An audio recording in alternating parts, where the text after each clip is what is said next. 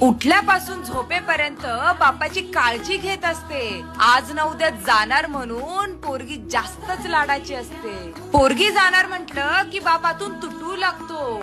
कळत नाही अचानक बैठकीतून का उठून जातो. इकडे तिकडे जाऊन बाप गपचूप डोळे पुसत असतो. लेकीचं कल्याण झालं म्हणून पुन्हा बैठकीत हसत असतो. तिचा सगळा जीवनपाठ नजरेखालून जात असतो. डोळ्यात येणाऱ्या आसवांना बाप परत पाठवत असतो. ह्या घरातला चिवचिवाट आता कायमस्वरूपी थांबणार आहे म्हणून बाप लेक झोपल्यावर तिच्याकडे पाहून रडत असतो. भातुकलीचा खेळ खेळत कधी लहानाची मोठी झाली कळलंच नाही. बाप सांगतो तिला सोडून मला पाणीही गिळत नाही. एका अर्थाने पोरगी म्हणजे काळजी करणारी आईच असते. पोटचा गोळा देणाऱ्याची कहाणी फार वेगळीच असते.